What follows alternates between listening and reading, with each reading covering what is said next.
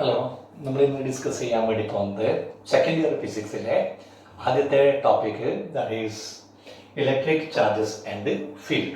Okay, electric charges and field എന്ന് പറയുന്ന ഈ ടോപ്പിക് വരുന്നത്, ഈ ലെസൺ വരുന്നത് ഇലക്ട്രോസ്റ്റാറ്റിക്സിലാണ്. ഇലക്ട്രോസ്റ്റാറ്റിക്സ് സ്റ്റാറ്റിക്സ് എന്ന് പറയുമ്പോൾ തന്നെ നിങ്ങൾക്ക് മനസ്സിലാവും, statics means something at rest. Electrostatics എന്ന് പറഞ്ഞാൽ Electrostatics deals with charges at rest. അപ്പോൾ പറയുമ്പോൾ what is charges? എന്താണ് charges എന്ന് പറഞ്ഞാൽ? What is charge? Charge എന്ന് പറഞ്ഞാൽ charge is the property associated with matter. Charge is the property associated with matter due to which it can produce and experience electric and magnetic effect. Charge is property of matter due to which it can produce and experience electric and magnetic effect. നമ്മൾ പറയുന്നത് ഈ ചാപ്റ്ററിൽ charges at rest ആണ്, static ആണ്. A static charge will produce electric effect, electric field. A static charge will produce electric effect. A moving charge will produce both electric and magnetic effect. അത് നമ്മളെ നാലാമത്തെ പാഠം മൂവിംഗ് ചാർജസ് ആൻഡ് മാഗ്നറ്റിസം എന്ന് പറയുന്ന പാഠത്തിൽ നമ്മൾ moving ചാർജസിനെ കുറിച്ച് പഠിക്കും. ഈ പാഠത്തിൽ നമ്മൾ ഈ ടോപ്പിക്കിൽ നമ്മൾ ഡിസ്കസ് ചെയ്യുന്നത് എന്താണ്? Charges at rest. നമ്മളെ ചാർജ് എന്തിലാണ്? റെസ്റ്റിലാണ്. Okay, that is charge. Okay, എന്താണ് ചാർജ് എന്ന് പറഞ്ഞാൽ? ചാർജ് നിങ്ങൾക്ക് അറിയാം. ചാർജ് ഇപ്പൊ പറഞ്ഞു, ചാർജ് നമ്മൾ റെപ്രസെന്റ് ചെയ്യുന്ന ലെറ്റർ ക്യൂ ആണ്. ക്യാപിറ്റൽ ലെറ്റർ ആയാലും സ്മോൾ ലെറ്റർ ആയാലും പ്രശ്നമില്ല. ഓക്കെ, ക്യൂ എന്ന് പറഞ്ഞാൽ ചാർജ് ക്യൂ. കറണ്ട് നമ്മൾ ചെറിയ ക്ലാസ്സിൽ പഠിച്ചിട്ടുണ്ട്. കറണ്ട് എന്താണ്? Current is equal to charge divided by time. അപ്പൊ ചാർജ് എന്തായിരിക്കും? Charge is equal to current into time. അല്ലെ? കറണ്ട് ഇൻറ്റു ടൈം എന്ന് പറയുമ്പോൾ ഇതിന്റെ യൂണിറ്റ് വരുന്നത് ampere second, that is coulomb. ചാർജിന്റെ യൂണിറ്റ് എന്താണ്? കൂളോം. ആണ്. ഓക്കെ, ചാർജിന്റെ ഡയമെൻഷൻ എന്തായിരിക്കും? What is dimension of charge? Dimension of charge എന്ന് പറയുമ്പോൾ കറന്റ് ഡയമെൻഷൻ ആംപിയറിന്റെ എ, ടൈമിൻ്റെത് ടി. അപ്പൊ ചാർജിന്റെ ഡയമെൻഷൻ എന്ത് വരും? AT. ചാർജിന്റെ ഡയമെൻഷൻ എന്താണ്? AT. ഓക്കെ, എങ്ങനെയാണ് ചാർജ് ഉണ്ടാവുന്നത്? എങ്ങനെ ഒരു ഒബ്ജക്റ്റിന് ചാർജ് കിട്ടും? നമുക്ക് നോക്കാം. നമുക്കറിയാം, ഒരു ആറ്റം എന്ന് പറയുന്നത് ന്യൂട്രൽ ആണ്.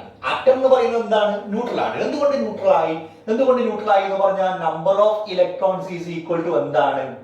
Number of proton.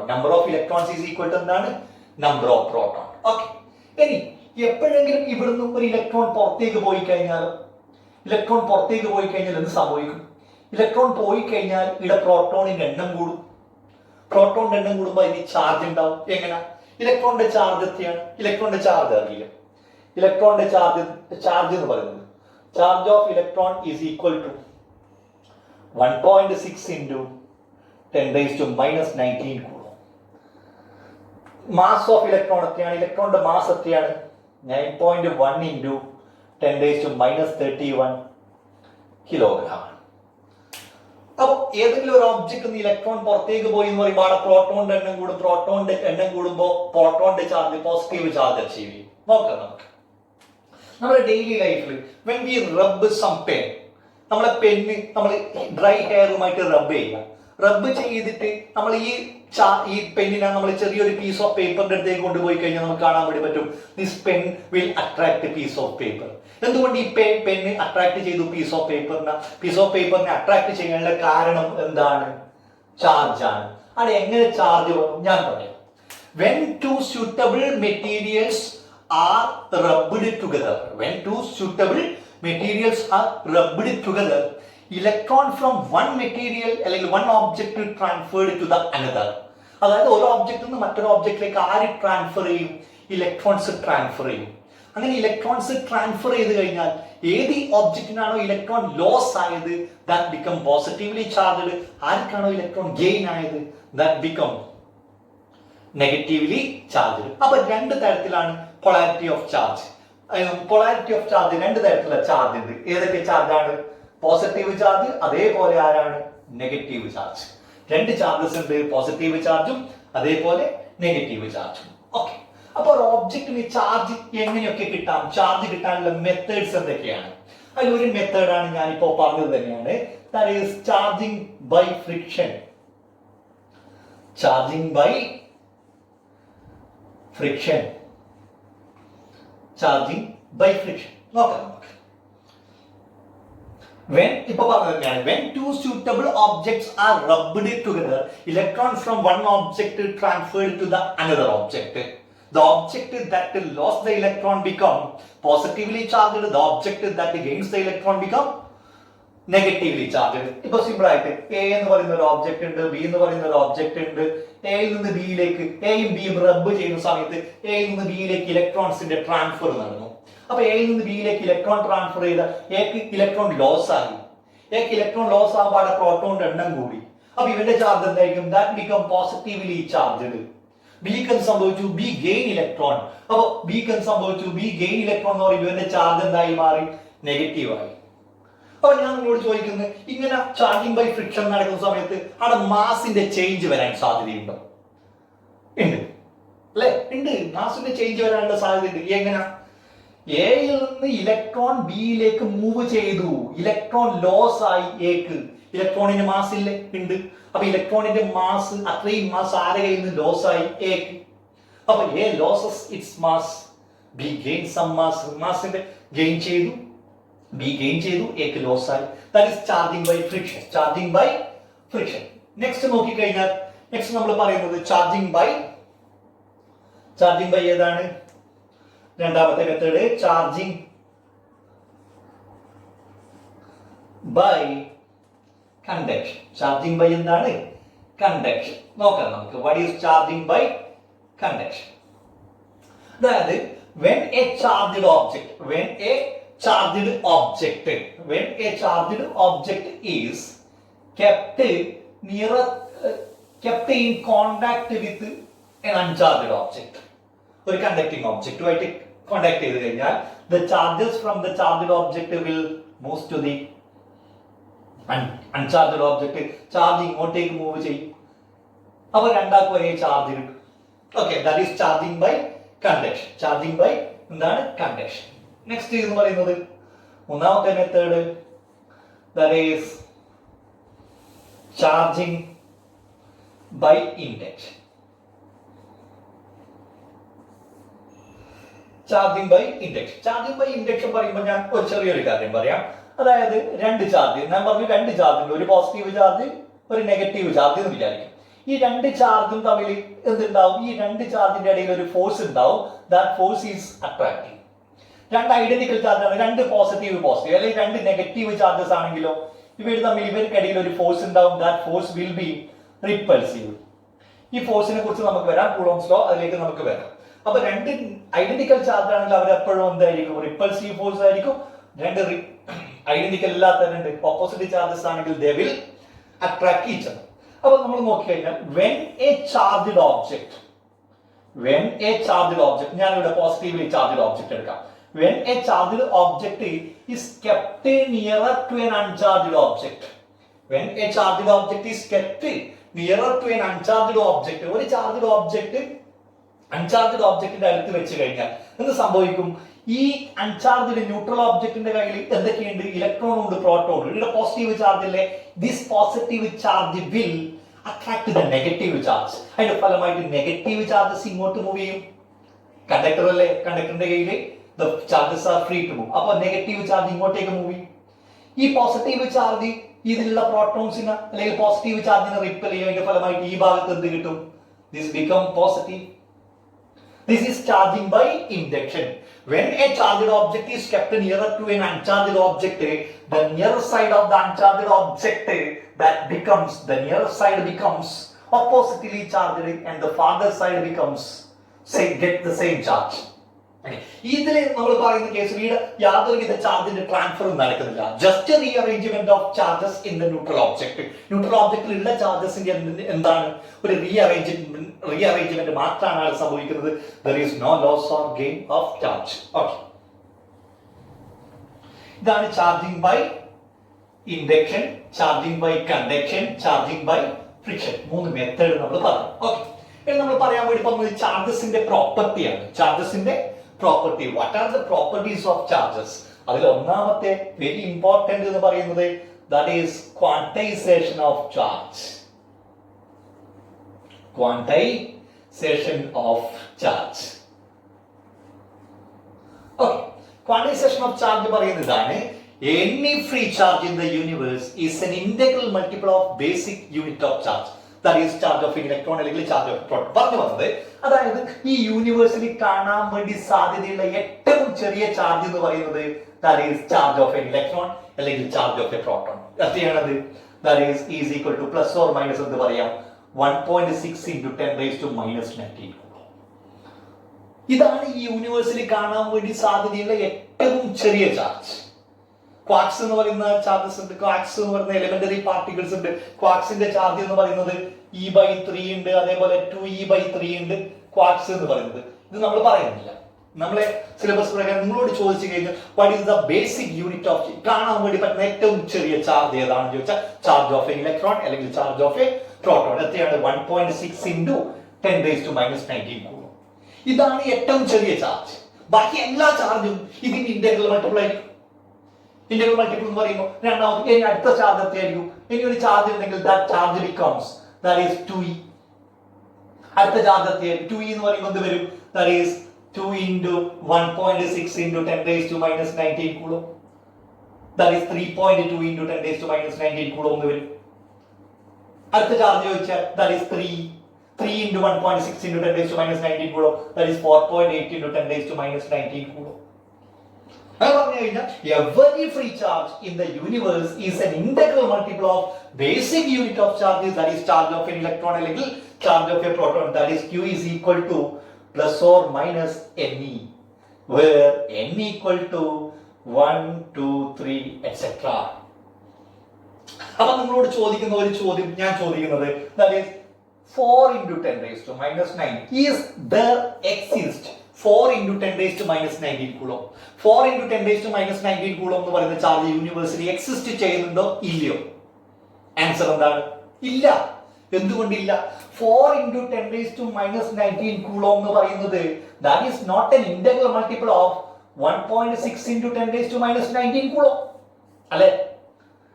ചാർജ് എങ്ങനെ മാത്രമേ കാണപ്പെടൂ? Charge exist in the universe as an integral multiple of basic unit of charge. അല്ലേ? 1.6 ഇന്റഗ്രൽ മൾട്ടിപ്പിൾ ആയിട്ട് 1.6 into 10 raised to minus 19 കൂളോമിന്റെ ഇന്റഗ്രൽ മൾട്ടിപ്പിൾ ആയിട്ട് മാത്രമേ ആരെ കാണാൻ വേണ്ടി പറ്റൂ? ചാർജസിനാണ്. 4 into 10 raised to minus 19 coulomb എന്ന് പറയുന്നത് 1.6 into 10 raised to minus 19 കൂളോമിന് എന്തല്ല? ഇന്റഗ്രൽ മൾട്ടിപ്പിൾ അല്ല. അതുകൊണ്ട് 4 into 10 raised to minus 19 coulomb എന്ന് പറയുന്ന ചാർജ് യൂണിവേഴ്സിൽ എക്സിസ്റ്റ് ചെയ്യുന്നില്ല എന്ന് ധൈര്യമായിട്ട് പറയാം. പറഞ്ഞൂടെ? ഓക്കെ, നിങ്ങളോട് ചോദിക്കുന്നത് അതായത് നെക്സ്റ്റ് ക്വസ്റ്റ്യൻ ഞാൻ ചോദിക്കാം. ദാറ്റ് ഈസ് 4 into അല്ലെങ്കിൽ 6.4 into 10 raised to 18 കൂളോം ഈ ചാർജ് യൂണിവേഴ്സിൽ എക്സിസ്റ്റ് ചെയ്യുന്നുണ്ടോ ഇല്ലയോ നോക്കാം.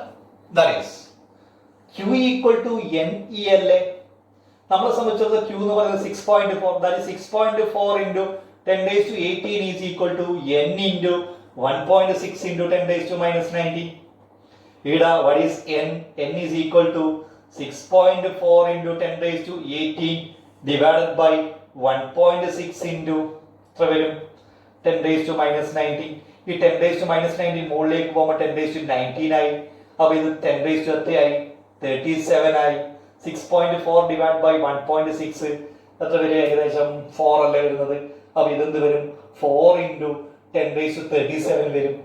That is 4 into 10 raised to 37. That is an integer. അതുകൊണ്ട് 6.4 into 10 raised to 18 എന്ന് പറയുന്ന ചാർജ് എന്താണ്? യൂണിവേഴ്സിൽ എക്സിസ്റ്റ് ചെയ്യുന്നുണ്ട്. ഓക്കെ, ഇങ്ങനെയുള്ള ക്വസ്റ്റ്യൻസ് വന്നാലും നിങ്ങൾക്ക് ചെയ്യാൻ വേണ്ടി പറ്റണം. Okay, that is quantisation. ചാർജിന്റെ പ്രോപ്പർട്ടിയാണ് നമ്മൾ പറഞ്ഞു വരുന്നത്. ദാറ്റ് ഈസ് ഒന്നാമത്തെ പ്രോപ്പർട്ടി ക്വാണ്ടൈസേഷൻ ഓഫ് ചാർജ്. രണ്ടാമത്തെ പ്രോപ്പർട്ടി വരുന്നത് additivity of charge. Additivity of charge അല്ലെ? എന്താണ് അഡിറ്റിവിറ്റി ഓഫ് ചാർജ് എന്ന് പറഞ്ഞാൽ Additivity of charge. Charge is scalar or vector. Charge is a scalar quantity. Charge is a scalar quantity. Upon the system, the total charge total charge is algebraic sum of individual charges. Other additivity of charges. Total charge on the system. Like total charge on a body is equal to algebraic sum of all the charges that are present in anywhere in the body. The total charge is present anywhere in the body. Here is system, here object, here body. This body is plus 3 coulomb, here 2 coulomb, here minus 1 coulomb. What is total charge? Total charge is 3, 2, 5. 5 minus 1. 4 coulomb. That is total charge on the system is algebraic sum of individual charges. Okay. That is additivity of charge. മൂന്നാമത്തെ property നമ്മൾ പറയുന്നതാണ് മൂന്നാമത്തെ property that is conservation of charge. Conservation of charge എന്താ പറയുന്നത്? Conservation of charge പറയുന്നതാണ് total charge on the system remains constant. Total charge remains constant. അതായത് total charge remains conserved. നിങ്ങൾ വിചാരിക്കുക ഇവിടെ A ഉണ്ട്, ഇവിടെ B, ഇവിടെ C. നിങ്ങൾ വിചാരിക്കുക വെറുതെ 3. ഇവിടെ ചാർജ് പ്ലസ് 2 കൂളോം ആണ്, ഇവിടെ പറയാം അല്ലെ പ്ലസ് 3 കൂളോം ആണ്, ഇവിടെ മൈനസ് 1 കൂളോം ആണ്. ആഫ്റ്റർ സം ടൈംസ് ഏതോ ഒരു കാരണം കൊണ്ട് അല്ലെങ്കിൽ ഒരു റീഅറേഞ്ച്മെന്റ് കൊണ്ട് A becomes minus 2 coulomb, B becomes 4 coulomb, B becomes 4 coulomb. What will be the charge on C? C യുടെ ചാർജ് എത്രയായിരിക്കും? ജസ്റ്റ് ഇത് നോക്കുക, ഇവിടെ നോക്കുക, എത്രയാണ് ടോട്ടൽ ചാർജ്? ഈ സിസ്റ്റത്തിന്റെ ടോട്ടൽ ചാർജ് എത്രയായിരുന്നു? 2, 3, 5 minus 1, 4 coulomb ആയിരുന്നു ഇവിടെ ടോട്ടൽ ചാർജ്. ഇവിടെ എത്ര ചാർജ് വേണം? 4 വേണം. ഇപ്പൊ എത്രയുള്ളത്? minus 2, 4, 2. അപ്പൊ ഇവന്റെ ചാർജ് എത്രയായി? കൂളോം അല്ലേ? ഇതാണ് കൺസർവേഷൻ ഓഫ് ചാർജ് പറയുന്നത്. Conservation of charge.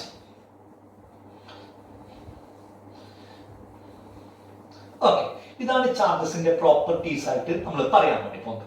അപ്പൊ ഇപ്പം ഞാനിപ്പോ കുറച്ച് നേരത്തെ ഒരു കാര്യം പറഞ്ഞു, ചാർജ് ലൈക്ക് ചാർജ് ആണെങ്കിൽ റിപ്പൽ ചെയ്യും, അൺലൈക്ക് ചാർജ് ആണെങ്കിൽ എന്താവും? അവയ്ക്കിടയിൽ ഒരു ഫോഴ്സ് ഉണ്ടാവും, ദാറ്റ് ഈസ് അട്രാക്റ്റീവ് ഫോഴ്സ്. അപ്പൊ ഇത് പറയുമ്പോൾ നമുക്ക് ഓർമ്മ വരുന്നത് മാസിന്റെ കാര്യമാണ്. ഗ്രാവിറ്റേഷൻ എന്ന് പറയുന്ന കേസിൽ, ഗ്രാവിറ്റേഷൻ എന്ന് പറയുന്ന പാഠം പഠിക്കുന്ന സമയത്ത് നമ്മൾ മാസ് പഠിച്ചിട്ടുണ്ട്. മാസുകൾക്കിടയിൽ എന്തുണ്ട്? ഫോഴ്സ് ഉണ്ട്. ആ ഫോഴ്സ് എല്ലാ സമയത്തും എന്ത് തരത്തിലുള്ള ഫോഴ്സ് ആയിരിക്കും? അട്രാക്റ്റീവ് ഫോഴ്സ് ആയിരിക്കും. അപ്പൊ ഈ മാസും ചാർജും തമ്മിൽ എന്തെങ്കിലും വ്യത്യാസം? What are the difference between charge and mass? മാസും ചാർജും തമ്മിലുള്ള വ്യത്യാസങ്ങൾ എന്തൊക്കെയാണ്? What are the difference between charge and mass? Charge and mass നോക്കാം നമുക്ക്. ഒന്നാമത്തെ കേസ് ഞാനിപ്പോ പറഞ്ഞത് തന്നെ പറയാം. എന്താണ്? The force between two charges is either attractive or repulsive. രണ്ട് ചാർജ് തമ്മിലുള്ള ഫോഴ്സ് എന്താവാം? അട്രാക്റ്റീവ് ആവാം, അല്ലെങ്കിൽ എന്താവാം? റിപ്പൾസീവ് ആവാം. പക്ഷേ രണ്ട് മാസ് തമ്മിലുള്ള ഫോഴ്സ് എല്ലാ സമയത്തും എന്തായിരിക്കും? That is always attractive. അത് എല്ലാ സമയത്തും എന്ത് മാത്രമേ ആവും? അട്രാക്റ്റീവ് മാത്രമേ ആവും. ശരി. രണ്ടാമത്തത് എന്താണ്? Charge is quantized. ചാർജ് എന്താണ്? ക്വാണ്ടൈസ്ഡ് ആണ്. പക്ഷെ മാസ് എന്തല്ല? Mass is not quantized. അല്ലെങ്കിൽ നമുക്ക് എന്ത് പറയാം? Quantization of mass is yet unknown. Quantized, not quantized. Mass എന്തല്ല? ക്വാണ്ടൈസ്ഡ് അല്ല.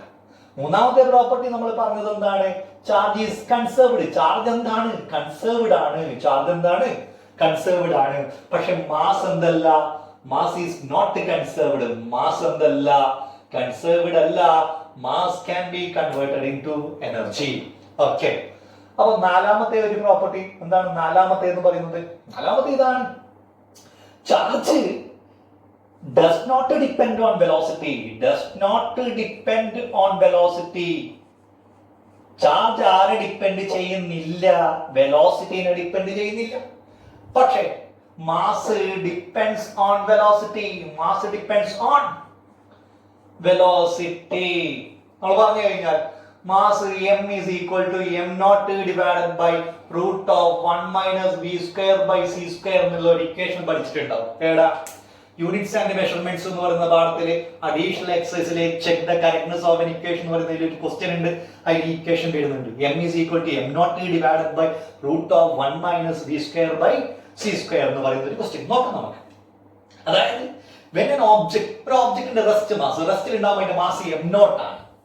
If that object is moving with the velocity, that velocity is comparable with the velocity of light, then its mass become m is equal to m0 divided by root of 1 minus v square by c square. അതായത് ഒരു object move ചെയ്യുമ്പോൾ അതിന്റെ velocity ആരെ depend ചെയ്യുന്നുണ്ട്? മാസിനാണ്. Velocity മാറുമ്പോൾ അത് മാറും, mass മാറും. പക്ഷേ ചാർജ്, ഇപ്പൊ ഒരു ഒബ്ജക്റ്റിന്റെ കയ്യിലുള്ള ചാർജ് 2 കൂളോ എന്ന് വിചാരിച്ചോ, പ്ലസ് 2 കൂളോ. ഒരു ഒബ്ജക്റ്റിന്റെ കയ്യിലുള്ള ചാർജ് എത്രയാണ്? Plus 2 coulomb. ഇത് എത്ര വെലോസിറ്റിയിൽ സഞ്ചരിച്ചാലും ഇവന്റെ ചാർജ് എത്രയായിരിക്കും? 2 കൂളോ. ചാർജ് എന്താവൂല. Charge does not depend on velocity. പിന്നെ നാലാമത്തെ ഒരു പ്രോപ്പർട്ടി കൂടി നമുക്ക് പറയാം. That is charge is always associated with mass.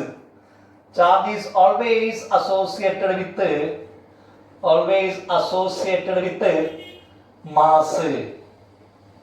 Charge is always associated with mass. Charge does not exist without mass. Charge does not exist without mass. But the mass exists without charge.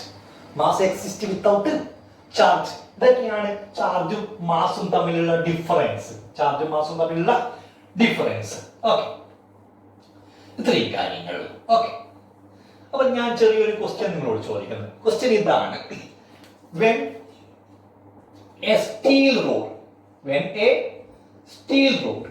is rubbed with silk, when a steel rod is rubbed with silk, the steel rod achieves the charge.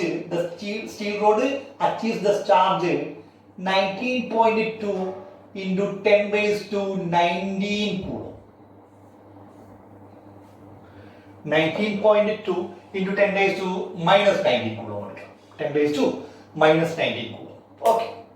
ചോദിക്കുന്ന ചോദ്യം ഇതാണ്: what will be the charge achieved by silk? ഒന്നാമത്തെ question ഇതാണ്: what is the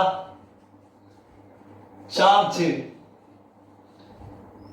achieved by silk? ഒന്നാമത്തെ question. രണ്ടാമത്തെ question ഇതാണ്: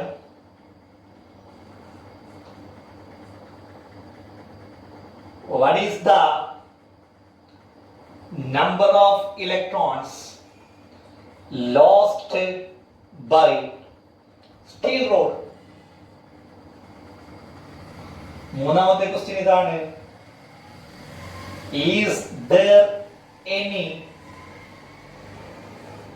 transfer of mass? Is there any transfer of mass? അപ്പോൾ question ഒന്ന് നോട്ട് ചെയ്യാം. ക്വസ്റ്റ്യൻ എന്താ പറയുന്നത്? ക്വസ്റ്റ്യൻ പറയുന്നത് ഇതാണ്: a steel rod is rubbed with silk. As a result, the steel rod achieves the charge 19.2 into 10 raised to minus 19 coulomb.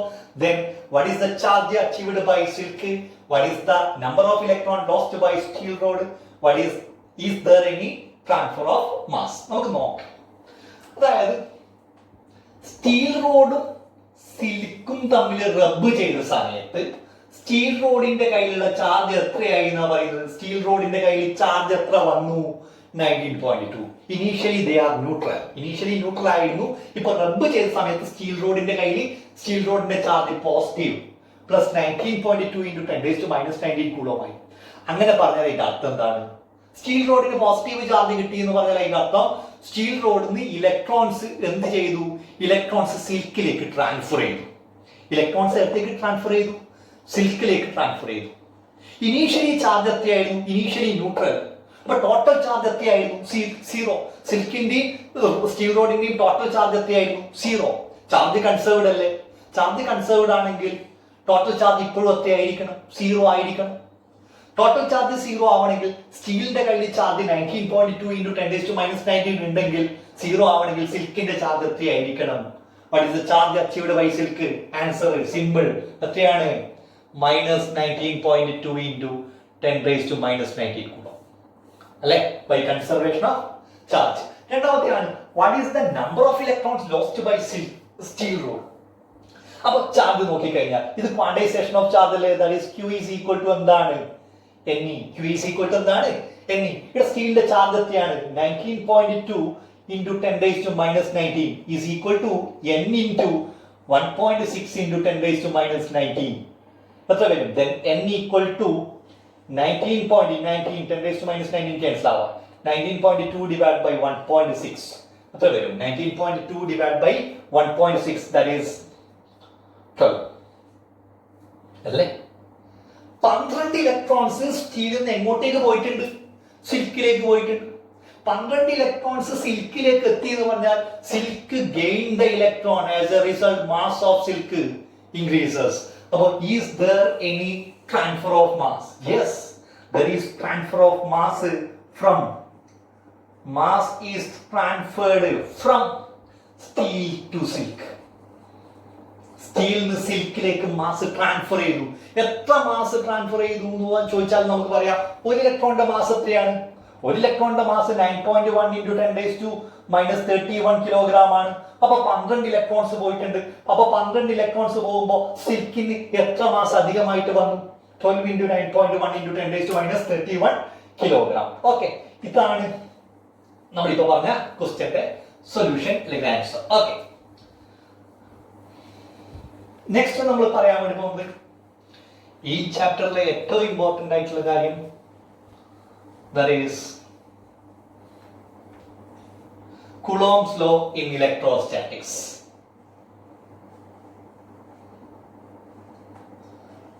Coulomb's law in electrostatics. Okay, consider 2 point charges, two charges Q1 and Q2 are separated by a distance r in a medium. രണ്ട് charge ആ distance അകലത്തിൽ ഒരു മീഡിയത്തിൽ separate ചെയ്ത് വെച്ചിട്ടുണ്ട്. അപ്പൊ എന്ത് സംഭവിക്കും? ഈ ചാർജുകൾക്കിടയിൽ എന്തുണ്ടാവും? ഒന്നിക്കൽ അട്രാക്റ്റീവ് ഫോഴ്സ് ഉണ്ടാവും, അല്ലെങ്കിൽ എന്തുണ്ടാവും? റിപ്പൾസീവ് ഫോഴ്സ് ഉണ്ടാവും. If these two charges are identical, like charge ആണെങ്കിൽ they will repel each other and unlike charges ആണെങ്കിൽ they will attract each other. അപ്പൊ അട്രാക്ഷനോ റിപ്പൽഷനോ ആണെങ്കിലും there should be a force. There should be a force. ആ ഫോഴ്സിനെ കുറിച്ചിട്ട് അതിന്റെ മാഗ്നിറ്റ്യൂഡും ഡയറക്ഷനെ കുറിച്ചിട്ടും നമുക്കൊരു പോസ്റ്റുലേറ്റ് അല്ലെങ്കിൽ ഒരു തിയറി പറഞ്ഞത് ആരാണ്? ചാൾസ് കൂളോം എന്ന് പറയുന്ന ഒരു സയന്റിസ്റ്റ് ആണ്. അതുകൊണ്ടാണ് ഈ law coulomb's law in electrostatics. Okay, നമ്മൾ പറയുന്ന ഇതാണ്. കൂളോംസ് ലോ എന്താണ് പറയുന്നത് നോക്കാം. When 2 point charges, എന്താണ് point charges? The distance between the charges is much more than the size of the charge. Okay, when 2 point charges are separated by certain distance in a medium, then the electrostatic force of interaction between the two charges is directly proportional to product of the magnitudes of the charges. Product of the magnitudes of the charges. And the electrostatic force is inversely proportional to square of the distance between the charges. Electrostatic force is inversely proportional to square of the distance between the charges. അത് മാത്രമല്ല, this force is acting along the line joining of the two charges. This force is acting along the line joining of the two charges. അതായത് ഈ force act ചെയ്യുന്നത് ഇതാ ഈ ലൈനിലേക്ക് കൂടി ആയിരിക്കും. മനസ്സിലായ? അപ്പോൾ പറയുന്നത് എന്താണ്? Coulomb's law in electrostatics states that the electrostatic force of interaction between 2 point charges separated by certain distance in a medium is directly proportional to product of the magnitude of the charges and inversely proportional to square of the distance between the charges. അപ്പോൾ ഇത് നമ്മൾ പറഞ്ഞു കഴിഞ്ഞാൽ F is proportional to Q1 Q2 divided by എന്ത് വരും? R square. F is equal to എടുത്തു കഴിഞ്ഞാൽ a constant into Q1 Q2 divided by എന്ത് വരും? R square. അല്ലേ? F is equal to a constant into Q1 Q2 divided by R square, where K equal to 1 by 4 pi epsilon. Where K equal to 1 by 4 pi epsilon. What is epsilon? Epsilon എന്ന് പറഞ്ഞാല് where epsilon is called epsilon is called absolute permittivity of medium. Absolute permittivity of medium. ഏത് medium? Medium between the charges. Medium between the charges. അപ്പൊ absolute permittivity പറയുമ്പോൾ നമ്മൾ relative permittivity പറയണം. ഏതുപോലെ? Relative density പോലെ. നിങ്ങൾ റിലേറ്റീവ് ഡെൻസിറ്റി കേട്ടിട്ടുണ്ടാവും. What is the relative density? What is the relative density of a gold? Relative density of gold എന്ന് പറഞ്ഞാൽ density of gold divided by density of water. That is related with water. അതേപോലെ ഇവിടെ നമ്മൾ പറയുന്നതാണ് relative permittivity. ഇത് relate ചെയ്യുന്നത് free സ്പേസുമായിട്ട്. What is relative permittivity? Relative പെർമിറ്റിവിറ്റിനെ കാണാൻ റെപ്രസെന്റ് ചെയ്യാൻ വേണ്ടി യൂസ് ചെയ്യുന്ന ലെറ്റർ ആണ് epsilon R. Relative permittivity of A medium is equal to absolute permittivity of medium, that is epsilon, divided by absolute permittivity of vacuum അല്ലെങ്കിൽ free space. vacuum അല്ലെങ്കിൽ എന്താണ്? free space, that is epsilon naught.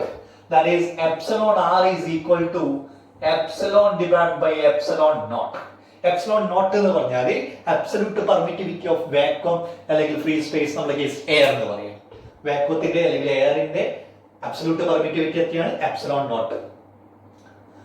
അങ്ങനെയാണെങ്കിൽ ഞാൻ നിങ്ങളോട് ചോദിക്കുന്നത് what is relative permittivity of air? relative permittivity of air എത്രയാണ്? എയറിന്റെ relative permittivity നോക്കാം. എയറിന്റെ relative permittivity എന്ന് പറഞ്ഞാൽ അബ്സല്യൂട്ട് പെർമിറ്റിവിറ്റി ഓഫ് മീഡിയം ആരാണ്? Air. Absolute permittivity of air divide by absolute permittivity of air, that is എത്ര വരും? 1.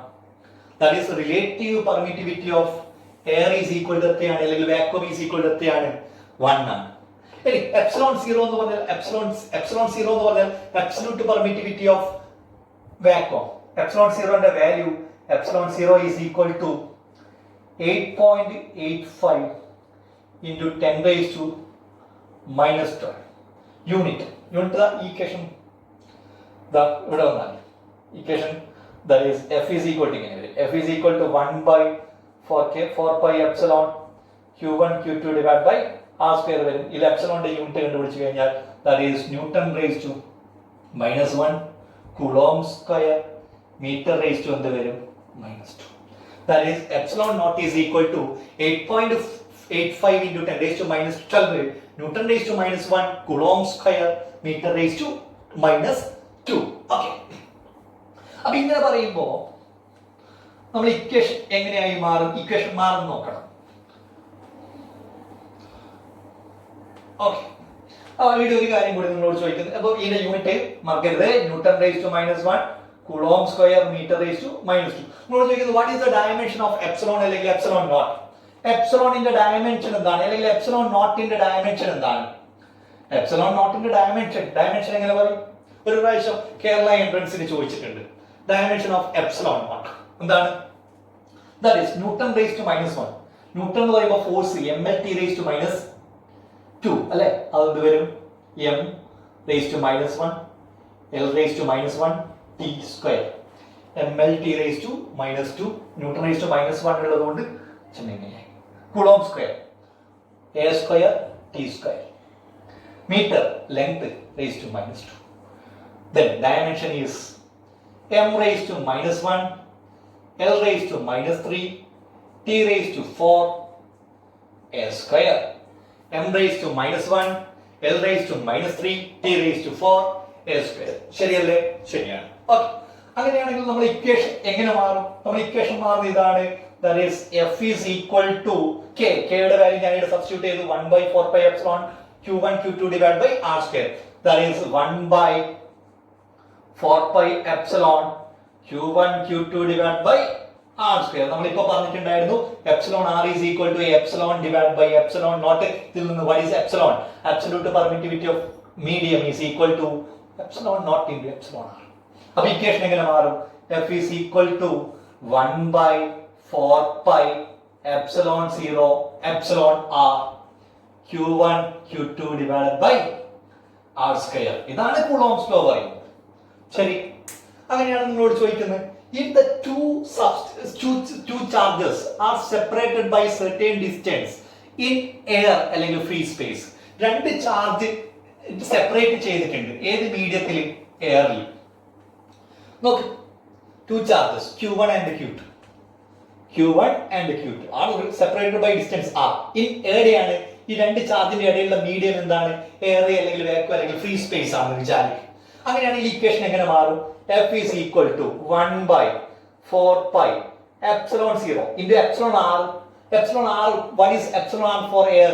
എയറിനെ സംബന്ധിച്ചിടത്തോളം what is epsilon r? 1 into 1 വരും into q1 q2 divided by എന്ത് വരും? r square വരും. That is F is equal to 1 by 4 pi epsilon 0 എന്ന് പറഞ്ഞാൽ 8.85 into 10 raised to minus 12 into എന്ത് വരും? q1 q2 divided by r square. What is 1 by 4 pi into 8.85 into 10 raised to minus 12? അത് നമ്മൾ calculate ചെയ്ത സമയത്ത് നമുക്ക് കിട്ടുന്ന value 9 into 10 raised to 9. That is F is equal to 9 into 10 raised to 9 q1 q2 divided by r square. If the two charges are separated by certain distance in vacuum അല്ലെങ്കിൽ free space അല്ലെങ്കിൽ air, then electrostatic force of interaction between them becomes 9 into 10 raised to 9 q1 q2 divided by r square. ഒരു മീഡിയത്തിലാണെങ്കിൽ equation become F is equal to 1 by 4 pi epsilon q1 q2 divided by r square, where epsilon is equal to epsilon 0 into epsilon r. കൊടുത്തു കഴിഞ്ഞാൽ F is equal to 1 by 4 pi epsilon 0 epsilon r q1 q2 divided by r square. ഇതാണ് ഏത്? Coulombs law. Coulomb's law പറയുന്നത് നമ്മൾ പറഞ്ഞു electrostatic force of interaction between two charges separated by certain distance in a medium is directly proportional to product of the magnitudes of the charges and inversely proportional to square of the distance between the charges, and that force is acting along the line joining of two charges. Acting along the line joining of two charges. ഒന്നും കൂടി last ചെയ്തൊന്നും കൂടി ഒന്ന് നോക്ക്. ദാ പറയുന്നത്രേ ഉള്ളൂ. രണ്ട് charge q1 ഉം q2 എന്ന് പറയുന്ന രണ്ട് ചാർജ് സെപ്പറേറ്റ് ചെയ്ത് വെച്ച് കഴിഞ്ഞാൽ ഇവക്കിടയിൽ ഒരു ഫോഴ്സ് ഉണ്ടാവും. ആ ഫോഴ്സ് ആക്ട് ചെയ്യുന്നത് എങ്ങോട്ടേക്കായിരിക്കും? Along the line joining. അതായത് q1നെ കൊണ്ട് q2ന്റെ മുകളിൽ ഒരു ഫോഴ്സ് ഉണ്ടാവും, q2നെ കൊണ്ട് q1ന്റെ മുകളിലും ഒരു ഫോഴ്സ് ഉണ്ടാവും. That is electrostatic force is an action reaction pair. അതായത് q1ന്റെ മുകളിൽ q2നെ കൊണ്ട് ഒരു ഫോഴ്സ് ഉണ്ടാവും, q2നെ കൊണ്ട് q1ന്റെ മുകളിൽ ഒരു ഫോഴ്സ് ഉണ്ടാവും. They are acting along the line joining. Okay, ഇത്രയാണ് കൂളോംസ് ലോ പറയുന്നത്. ഇനി ഈ കൂളോംസ് ലോന്റെ കുറച്ചും കൂടി പറഞ്ഞു കഴിഞ്ഞാൽ coulombs law in coulombs law in vector form നമുക്ക് പറയാനുണ്ട്. അത് നമ്മളെ നെക്സ്റ്റ് ടോപ്പിക്കിൽ നമുക്ക് പറയാം. ഇത്രയും കാര്യങ്ങൾ നിങ്ങൾ ഒന്ന് നോട്ടാക്കി വെക്കണം. ഇത് നല്ല രീതിയിൽ ഒന്ന് പഠിച്ചു വെക്കണം. ഓക്കെ.